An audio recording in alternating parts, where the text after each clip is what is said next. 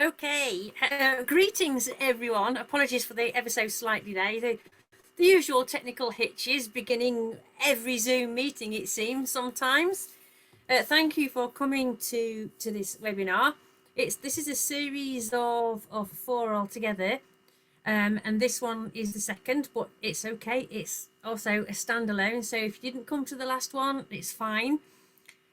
So I would just like to open with prayer, and I can't remember who was doing this, whether it was me or whether it was Neil. Did we decide on this one?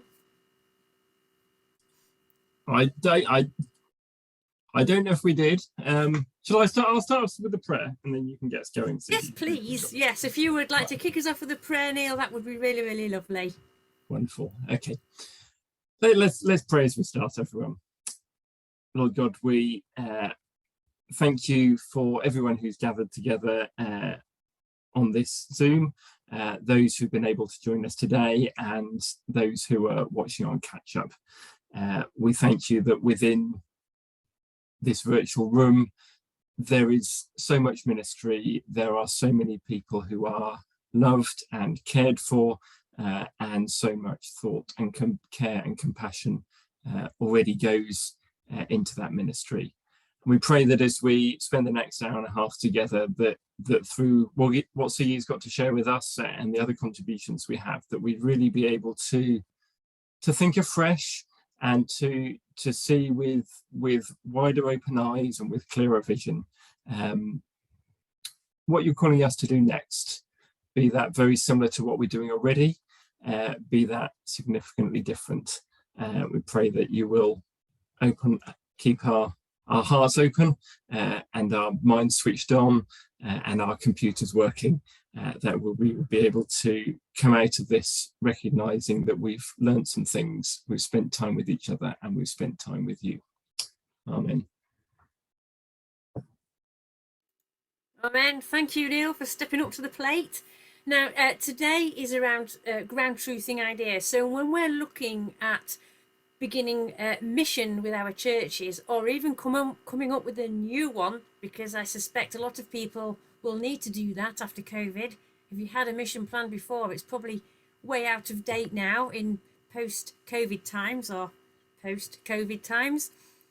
So this bit is around what do you do, how do you come up with the ideas, and then how do you ground truth them to make sure that this is the right way in which your church should be moving. So we're going to take you through that process right from the beginning until the point where you pull things together into a mission plan.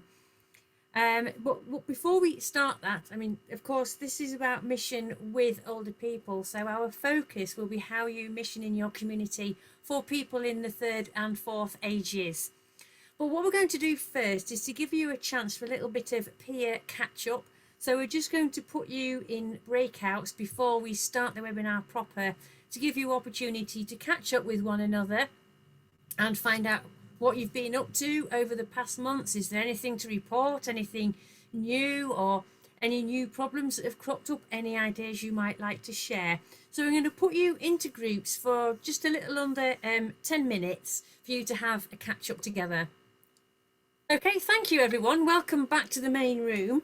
Now, the first thing we're going to look at is when we're thinking about mission is how you know what you're supposed to be putting in your mission and making it relevant for the community, for your community, whether that be, I mean, it's up to you what your community is. It's different in every context. But the important thing is to find out what you need to be doing in your mission that will reach out to your older community. One way of doing this, or indeed the only way, is you're going to have to talk to people instead of sitting around your church council table and guessing. Now, one of the really lovely ways of doing this is what we call appreciative conversations, and we use a series of questions into a questionnaire that people in a project group will then use to ask people in the congregation, people at your coffee morning or your lunch club or your dementia cafe, all the things that your church does, and the groups that hire your halls, and you ask them what they appreciate most about your church. And from that, you find out what your church is good at rather than what you think it's good at. I'm going to bring up on screen the questionnaire that we use, and you will also see in chat that I've uploaded the questionnaire to chat. And then I would ask you to download it, because I'm going to ask you to use it in the next breakout after I've shown you why we ask these questions and why they are so useful. So I'm going to share my screen and show you a Word document. So bear with me one moment.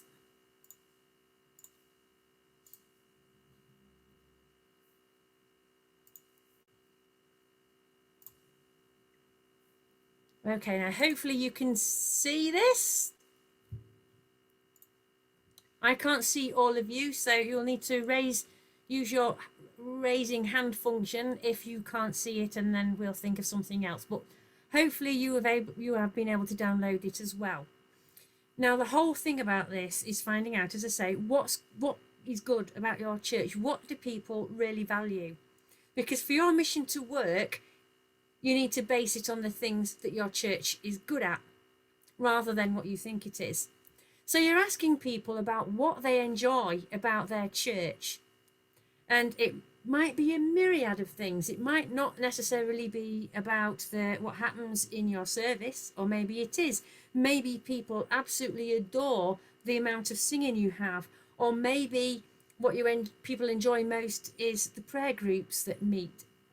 Maybe for people outside of the church, it's the coffee morning, but not what you think about the coffee morning. Maybe what they enjoy is the camaraderie rather than the coffee, and I'll touch upon that. This is one of my little hobby horses, and I will touch upon it in a video later on today. But if you ask them what they enjoy about their church, and then describing a time when the church has been important for them, when it's made a difference. And this shows a little bit about the pastoral element of your church, when it's been really important. Was it because somebody bothered to ring them up when they were missing? Or was it that they celebrated with the person, that they had a milestone birthday or a baby shower, or anything that we like to hold important? And what does your church do really well? Question 3. You might be really surprised, because what you think you do really well might not be what other people think. And this is why it's really important to ask. And what would help your church to become even better? So at no point are you asking, what could your church improve on? Or what does your church need to ditch? Or what is rubbish about your church? You only ever ask about the good stuff, because it doesn't matter what you're bad at, because you're not going to be building on that anyway. And if you ask about what the church is good at and what people really value, what the church is bad at then is automatically left out. And finally, if you're asking people what would help your church to become better, asking them to think of a small step that might help the church achieve this, and it could be something really tiny. So if somebody says what would make the church be even better is opportunity for prayer that's not on Sundays, what might be a small step that could achieve that? Maybe there is an ante room in the church that could be left open all day, that sort of thing. And if people come up with that, then that feeds in a little bit into the next section of generating ideas and how you might do that. One important thing to remember: this is not a questionnaire to send out on MailChimp or by email. It's really, really important that you do this on a one-to-one basis, face-to-face or over the phone. Never do it on MailChimp or send it out, because first of all, people don't answer the questions properly, and you can't ask for clarifications when somebody comes back with a half-filled in form. Secondly, people will often not bother. Everybody's inboxes are always full of questionnaires, and who fills them in? So don't. Ring people up or meet them face to face, go out for a brew. And I know that sounds really labour intensive, but you get a really rich conversation out of it, and lots of material that you can use that will help you in your mission.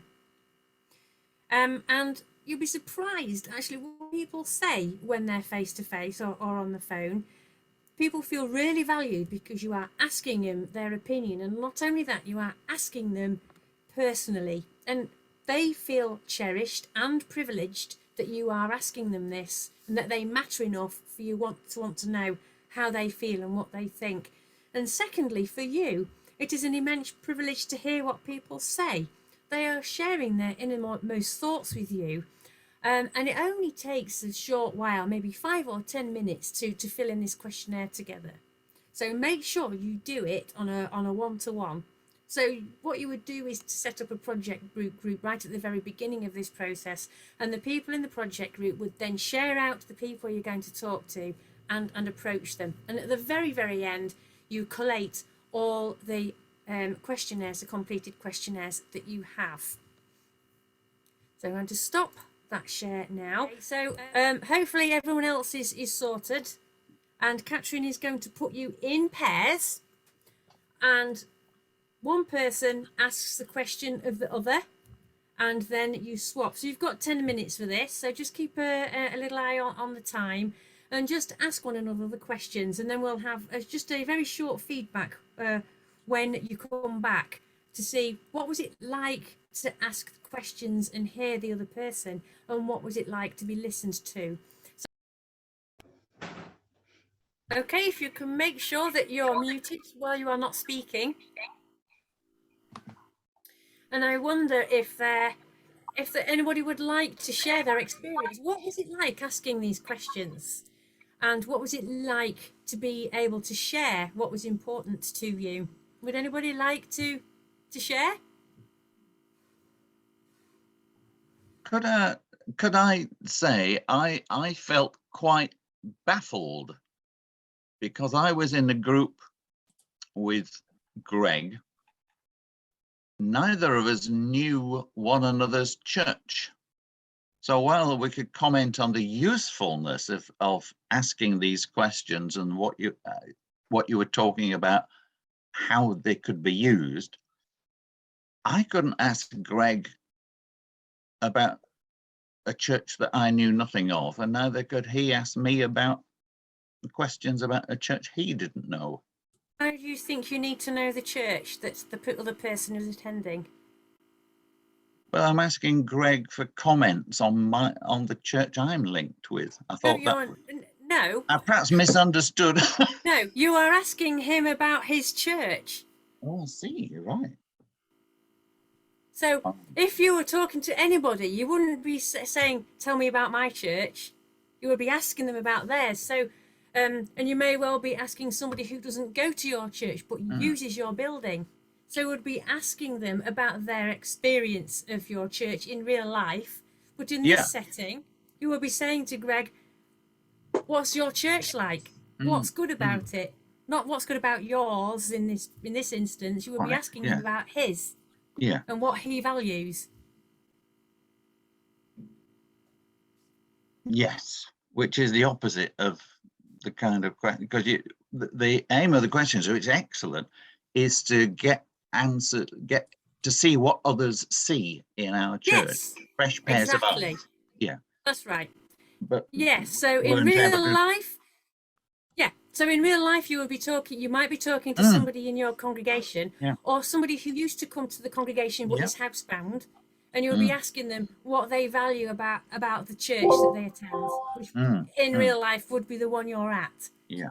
But here in this group, of course, you can't do that. So it's asking someone else about their experience, just to give you both of you in your pair the opportunity to find out what it's like to ask these questions and hear the response, and what it's like to be able to tell someone what they appreciate about their church, which can be quite personal, but also lovely to be able to share. Isabel, and then Isabel Wakerell, and then Stephen Clayton. I think I was paired with Jean. I think it was Jean. We had a lovely conversation, but what I found so interesting is that actually what we said about each of our churches was very similar.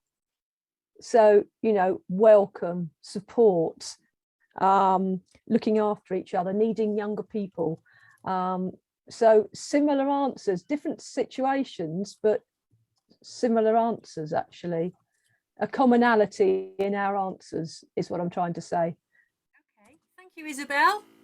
Stephen, and then we shall move on to our next section. So, Stephen, what do you want to say? Yeah, thank you. I was paired with Neil, and Neil very kindly asked the question. So I just thought, for me, as someone actually answering those questions, it was quite a useful exercise, actually, because as the pastor of the two churches that I had in mind, it was quite difficult. You're thinking, hang on a second, right? You sort of, it's a strange position to be in, but actually, in many ways, I felt as the person answering the questions, it was quite cathartic, actually, and it's amazing. I think with this, it's highly useful because some people, I think, won't just blurt out these things. They need an excuse, a reason to have Yeah. to do that. So I think something like a questionnaire is very useful, but also, with the best will in the world, I think having something that's pre-prepared like this is actually, well, certainly for me, is very, very useful. But as a person answering the questions, it felt like I was unloading, So very useful. Yeah. Thank you, Stephen. And the importance of having a questionnaire is because you've got lots of different people who would be using this questionnaire. You've got everybody asking the same questions. If you didn't give someone a questionnaire, you wouldn't get the commonality between people's answers that would make it worthwhile or useful. Thank you for that. I'm going to pass over to Graham now, who's going to help us think about how on earth do we come up with those ideas and where might they come from. Over to you, Graham. Thanks, Siggy. My name's Graham. I'm one of Siggy's colleagues in the Learning Network here in Yorkshire Plus. I'm going to share some ideas with you. I'm going to put headings in the chat, but if you want to have a few more details on that, you might want to take a few notes. And I'm just going to share some ideas. There are a myriad ways in which you can help people to generate ideas and to ensure that everybody's voices are being heard, which is a really key part of the process. And what we're recognizing is that people have different personalities, different temperaments, different learning preferences. People have different ways of processing information and expressing or articulating their views. People have different levels of confidence about speaking forth.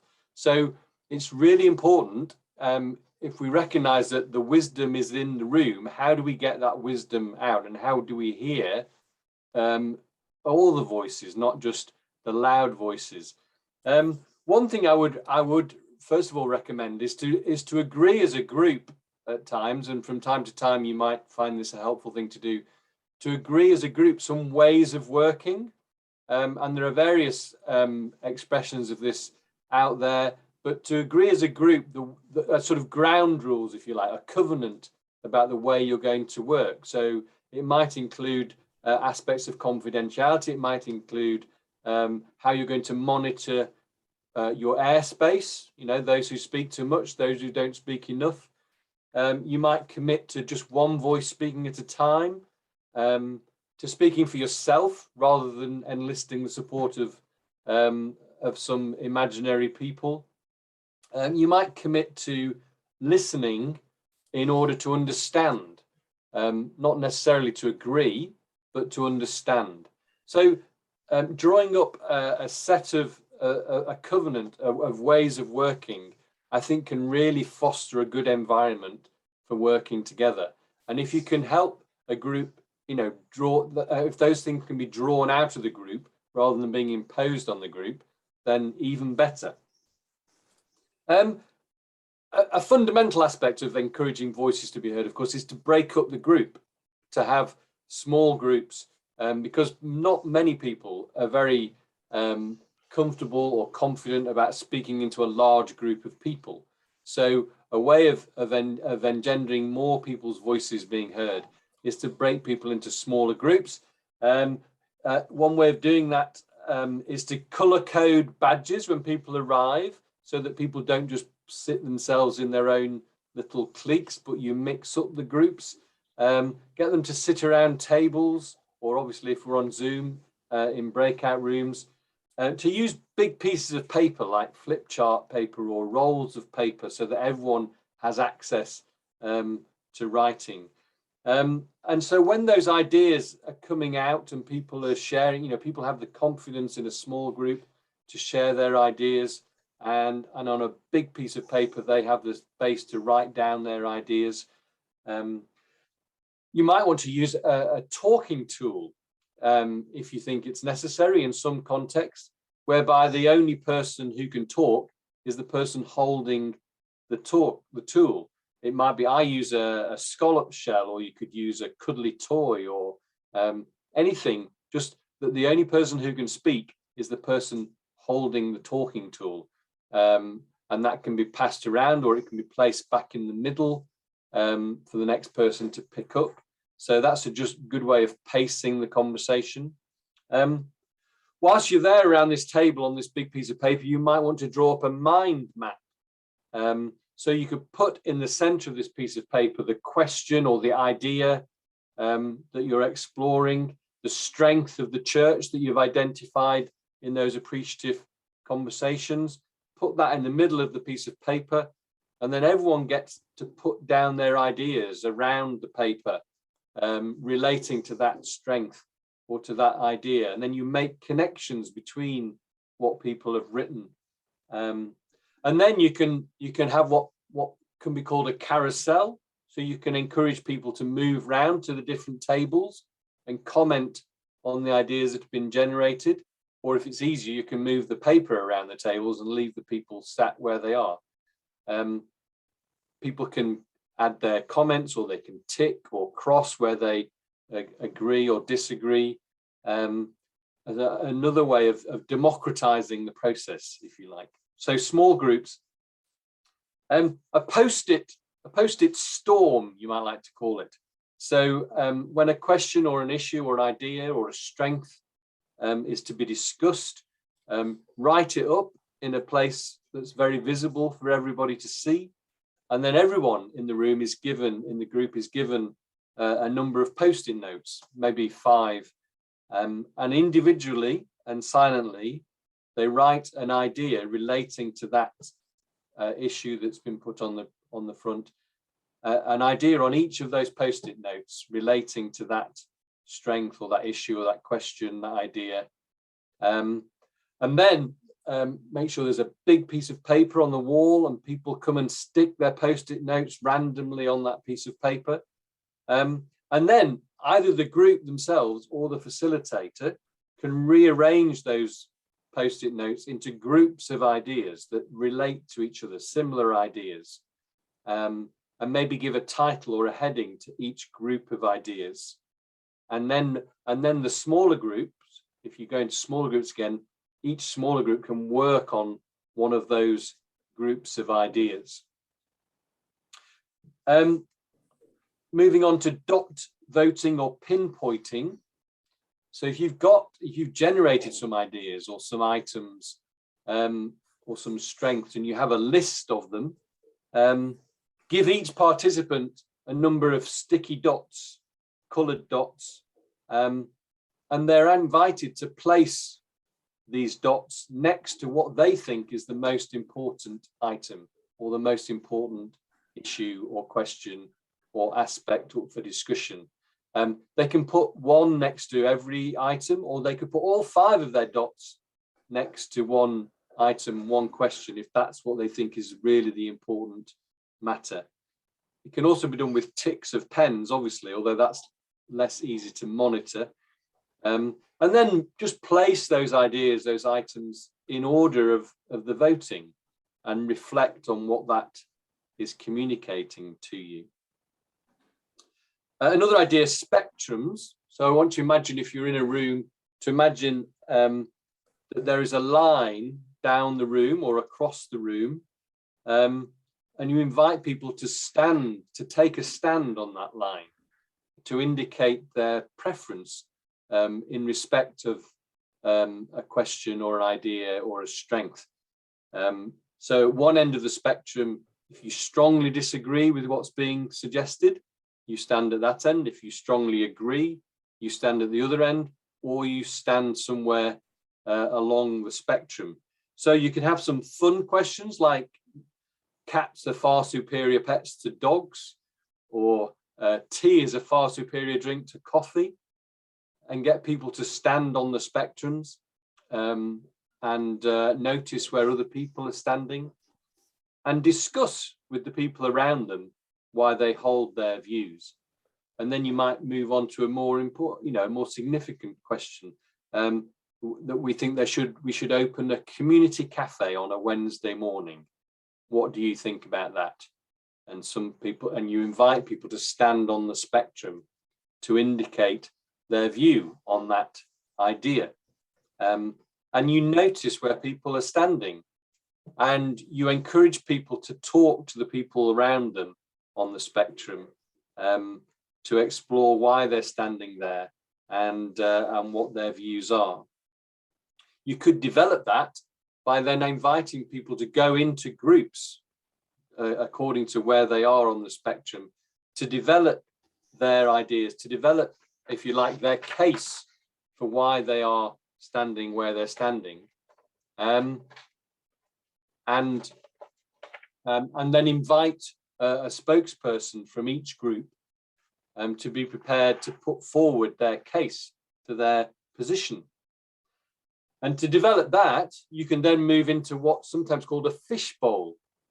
So in the middle of the room, you have a number of chairs, and the spokespeople from those groups come and sit in those chairs, and everyone else congregates around the room. And those people on those chairs in this fishbowl, they're invited to put their case for, for their views on the question that's been addressed. And people can discuss that amongst themselves. Only people in the fishbowl can speak. Everyone else observes. You can then develop the fishbowl by actually someone can swap with another person from their group, or you can have extra chairs inviting other people to come and join. But only people in the fishbowl are allowed to speak on the issue or on the idea.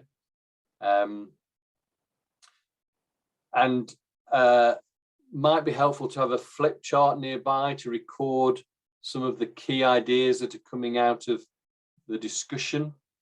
You could, after that conversation, repeat the spectrum to see where people are now standing, to see if they've been influenced by the conversation that they've heard. Or you can find other ways of coming to a decision. And I know we're going to think about priorities shortly, but ways of coming to a decision that can be helpful and democratic. We've already talked about dot voting or pinpointing,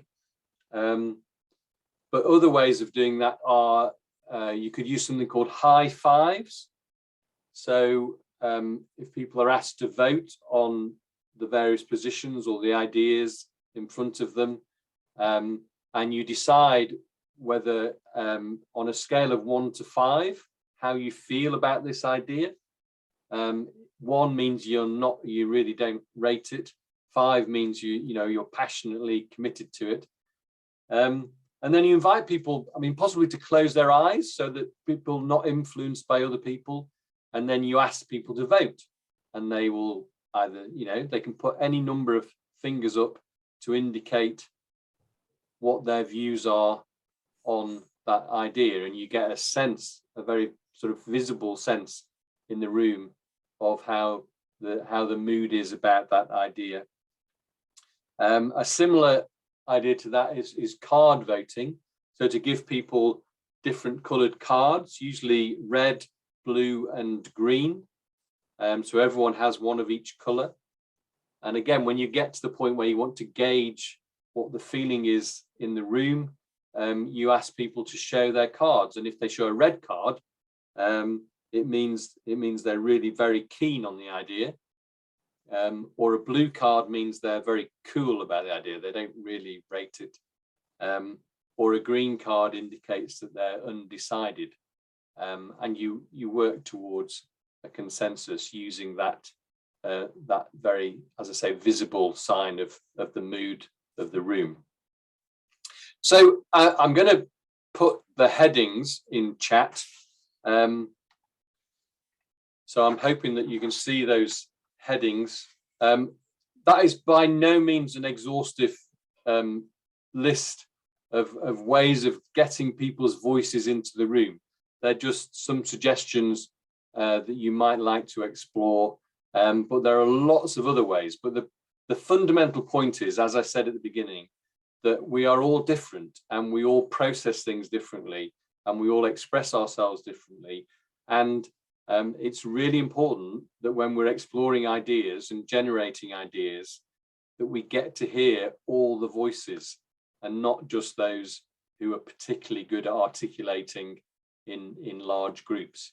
So that's some food for thought. I think you're going to go into breakout rooms again, but I'll just check that with Siggy and she'll send you off into breakout rooms, I think, with Catherine's help.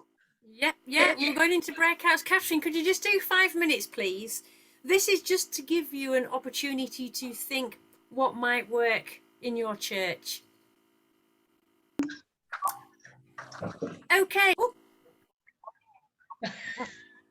Okay, thank you everyone for coming back to the main room.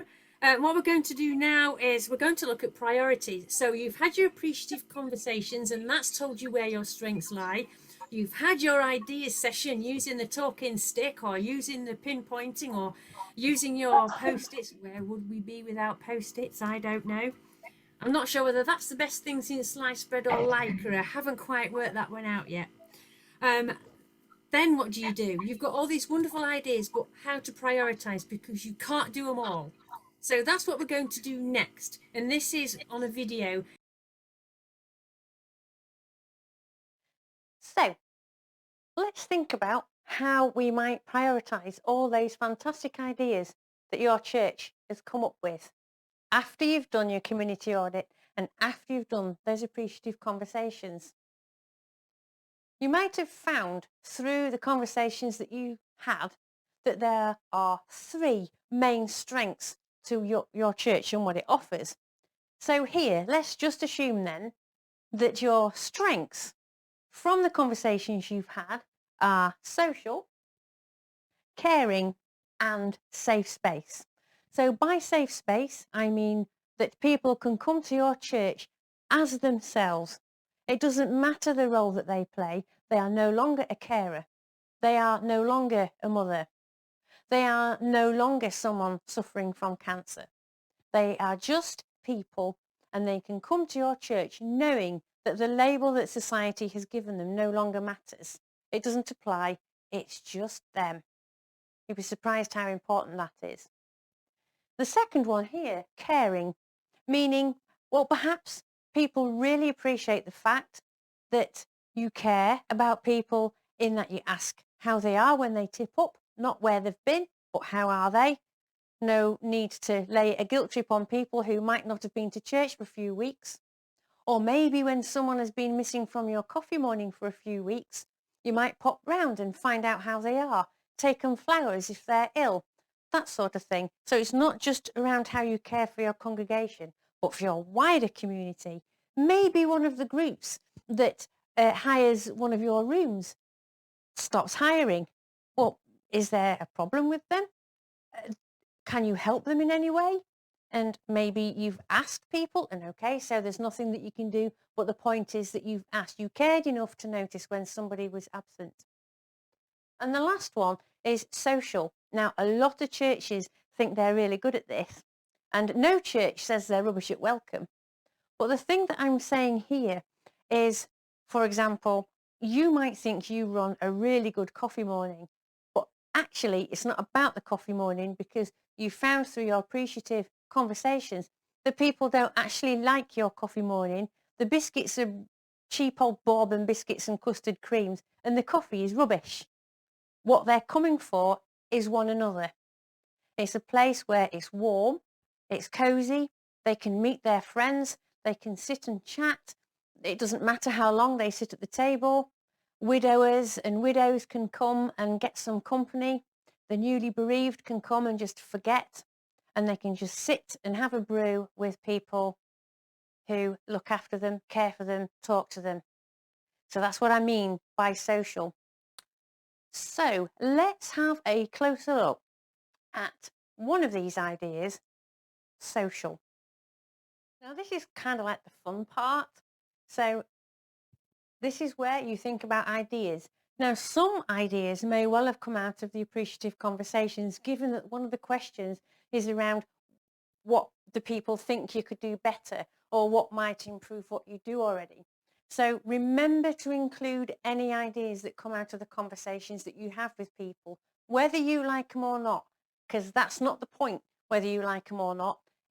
Given this is about serving your older community, it's about their needs, not your wishes. So here's 3 main ideas that people came up with. The first one, a better cafe. So we've already talked about the fact that people don't like your coffee and don't like your biscuits. So for them to have a better social time, a better cafe, better facilities would really be the icing on the cake for them. No pun intended. Or maybe it was. Anywho, the second one, games time. That might be around, it might be board games, or it might be things like boule or pétanque or croquet, you know, some kind of outdoor game like that. You might come up with those ideas, or people that you speak to in your Appreciative Conversations might have mentioned that. Maybe they used to play bowls but can't get to the bowling club anymore, and you've got a great big garden they could use. See where I'm coming from? And the third one, singles club. That might sound daft when you're talking about 3rd and 4th age, but don't assume that people who are above retirement age or in the 4th age don't want company or don't want love and don't want a companion. And it's not either always about dating per se. It might be, don't assume that it isn't, but it may well be that people just want to spend time with one another, people of the opposite sex, or just go somewhere where they can make friends. And it's not easy. You may well have noticed yourself that older you get, the harder it is to make new friends or go to places where you might meet new friends, make new friends, that sort of thing. So these were the 3 ideas. Notice these are all to do with social, and the social goes right back to your conversations and the community audit. So you link the process all the way through. Okay, so these are really good ideas, but given that you've got 3 strengths with the safe space, the caring and the social, maybe there are 3 or 4 ideas that crop up under each of those headings. So that could mean a potential 9, 10 ideas, maybe more than that if people are particularly fruitful. You cannot do them all. So how on earth do you prioritise? Okay, well, first of all, you think about the resources that each one of these needs. It's really important. This is not the time where you start thinking, nah, singles club, that won't work. What you have to do first is think about resourcing, because it's the resourcing that will help you weed out what's possible and what's not. Also remember that this is not an add-on to what you are already doing. This gives you an opportunity to think about what you might ditch to do this, not to do this as well. So let's have a look at how we prioritise these ideas first through talking about resources. Okay, so when we're talking about resources, you need to think about absolutely everything that you need to make an idea happen. It could even be something as simple as a photocopier. Well, you're going to need some funds for starters, so you might have to think about funding streams. Good cookies. Nobody goes to Costa for rubbish biscuits, do they? It's them their big squashy cookies that they do with chocolate bits in. That's what you go to a cafe for. So this is what you're trying to do. A proper coffee machine. Forget the instant. Instant's horrible. Well, yes, okay, I'm a coffee snob, but instant is still horrible. You don't go to Costa for instant. You go for barista coffee. But you can get that by a good coffee machine. So think about that, a proper coffee machine. And maybe use tea leaves instead of tea bags if you're making tea, for example. Or what about really smart tea bags like Tea Pigs? For other brands are available, of course, but really nice tea and lots of fruit teas, for example. So those are things that you might want to put on here as well. Different kinds of fruit teas for people who can't have caffeine. And maybe if you're giving cookies, well, what is there that's gluten-free or vegan, for example, depending on your clientele. And you can always ask them, remember. No harm in asking. Cake. Everybody likes cake. Volunteers. Now, yes, all churches are up to their ears in how do we volunteer? Go get volunteers. We're all aging or we're all busy. Well, okay, what about talking to the scouts then, for example? They might be really chuffed to come and help out on Saturday mornings, say, if that helps them get their badges, or if part of the proceeds goes to their coffers as well. There's a little bit of back scratching for you straight away. And decent furniture. Who in their right minds sits on a Sunday morning thinking, oh, these chairs are proper comfy, aren't they? I could listen to this preacher all day on a chair like this. Let's have it in the cafe as well. Really? Maybe you need different chairs, comfy chairs, squashy chairs, chairs that are really easy for older people to get out of. Maybe your chairs don't have arms. Maybe you might think that older people need arms so they can push themselves up, for example. These are the kinds of things you need to think about. And a chair that's good in a church is not necessarily good in a cafe. So if you do that, then of course you're going to need storage. You see what I mean now? Just in having one thing, a better cafe, you have to think about all these resources that you might need to make that happen.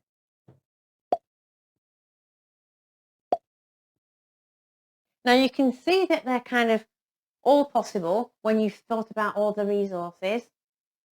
Now you've kind of like future-proofed your idea because you know what you need to make it happen.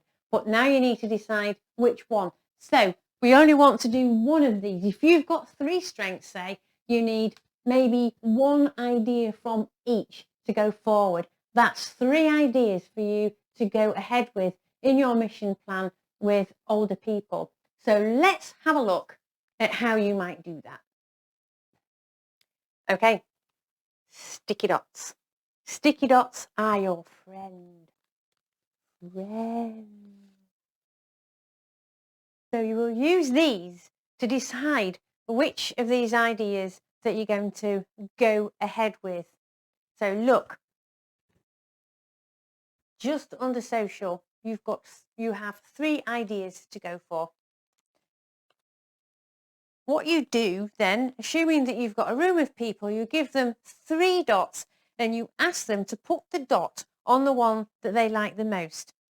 They can either put all 3 dots on one idea if they want. If they really like the idea of the singles club, they can put all 3 dots there. Or if they like them all, 1 dot on each. Or maybe they might really like the games time, but they quite like the singles club too. So they might put 2 dots on there and 1 on here. That's okay. It's entirely up to them how they spend their dots, but they've only got 3, so it's up to them how they use it. It's entirely up to them. Then you count up how many dots you have on each. So let's do some voting.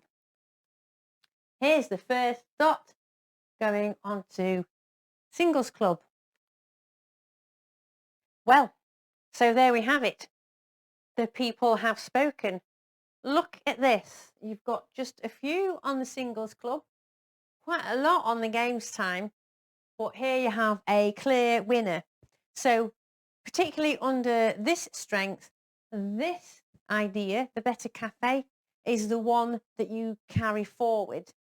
Depending on how many ideas are put forward from other strengths, remember you've got 3 in this scenario, maybe there were only 1 clear winner from the safe space and maybe none from the caring. So you could, if you wanted to, take this one as well because it's so close. But that's what you have to decide. When you look at where all the dots are sitting, you take the top 4 winners, if you like, wherever they are from. So let's assume that these are the top 2 winners out of all the ideas that you've come out with. You can see that they've all been resourced. These are the ones people want to go forward. So you have buy-in from your church, more likely for it to go forward and work well. But it doesn't just finish there, because we have to think about, okay, now we need to make it happen. How are we going to do that? Don't just leave it like this, because it'll just die in the water. Don't want that, do we, after all your work? Let's have a look at what happens next. And how are we going to make it happen? Aha, that is for another day. So, because I'm the cruelie that I am, you'll either need to come on our next webinar, or even better, come to our day of training. I'll show you how. Bye.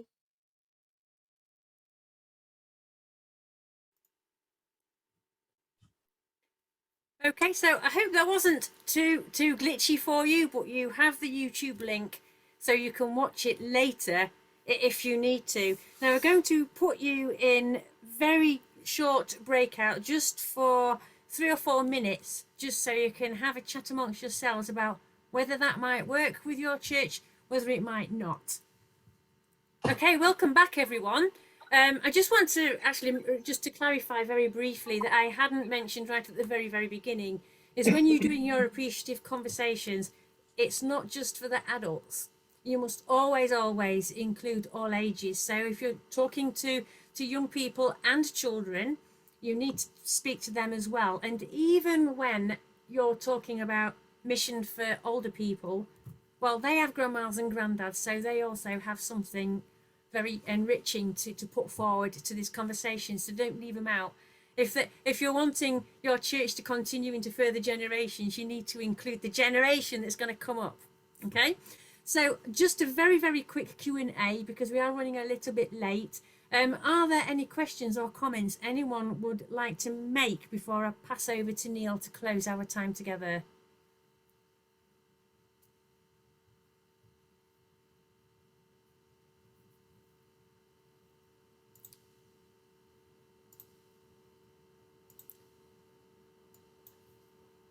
Okay, I can't see any little sweaty paws sticking up anywhere, so I'll assume we're all good to go.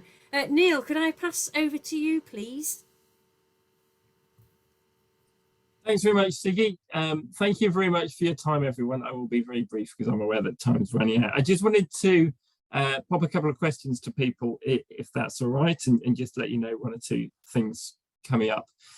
So we'll be holding the next of these webinars, and we're really grateful, Siggy, for the work that you've put into these and helping us to think through this kind of asking and getting to the point of thinking about what we want to do.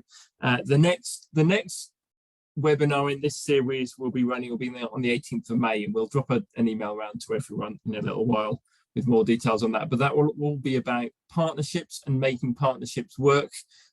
Because I guess we're probably all aware that there's so much more that we can achieve if we work in partnership with kind of different organizations, but obviously sometimes that can work really well and sometimes it really doesn't work at all well. So how can we learn how best to do that, and to do that even better than we are already?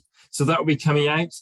There's another webinar just coming up in a couple of weeks' time that I'll just pop in the chat, which is about dementia-friendly worship, which Kate Lessieur from Methodist Homes is organising.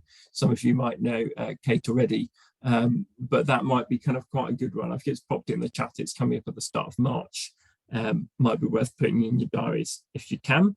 And then just a kind of a couple of requests, really, that we are always keen to have kind of just 1 or 2 more people who could be, I suppose, kind of part of helping us think what would be the most useful thing we could do to support people with your ministry to older people, or ministry with older people. We've been put on these webinars, and we've tried to keep evolving what we're doing as the world around us has changed. But we're really aware that we want to have a range of voices in that, so we keep doing the things which are most useful for you. So you don't need to be the world's greatest expert on absolutely everything, but if you're one of those people who find yourselves thinking, oh, actually, I'm really struggling with such and such at the moment, and I wonder if other people are as well, we could just do with one or two of people who think that way, just to help make sure that we're responding to the things which might be on people's minds and making this time as useful for you as possible. So again, kind of get in touch with myself or Catherine or Siggy. We'll put an email around in the next few days with a recording of this webinar, and you can reply to that one. And the other one, just while you're here, just a really quick show of hands. As Siggy said, we're looking to get people together face to face in somewhere around South Yorkshire, North Nottinghamshire, North East Derbyshire type area in the summer. We're provisionally thinking of either doing that on Wednesday the 13th of July or Saturday the 9th of July. And it would just be useful, just amongst those of us here, if you could just to get a sense of whether Wednesdays or Saturdays are a more useful date. And I appreciate some people might be joining this and are nowhere near that part of the country. But just if there's a possibility that you might be interested in coming along to something face to face around that sort of area in July, could you just give me a little wave if you think Saturdays are generally more helpful for you? And a little bit of a wave if you think that Wednesdays or sometime midweek is generally a little bit more helpful, just to get a bit of a sense. Cool. No, thanks very much. That's really helpful. Just as a, okay. We'll see what we can do for you, Sharon, if you're away that week. But yeah, thanks. It's just useful to have a steer on what's helpful for people and what's not. So we will again, if you've got any thoughts or something that you'd really like to hear included in that day, it'll hopefully be helpful for people who aren't so fans of Zoom as well. We will keep in touch. I think that's enough by way of parish notices. We've all heard enough notices in our time. So thank you very much for your time. And I hope you found that session really helpful.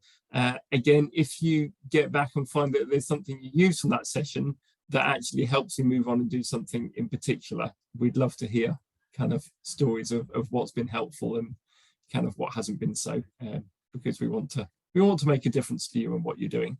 Thank you very much. We'll draw it to a close there and hope to see you again sometime soon. Thanks very much.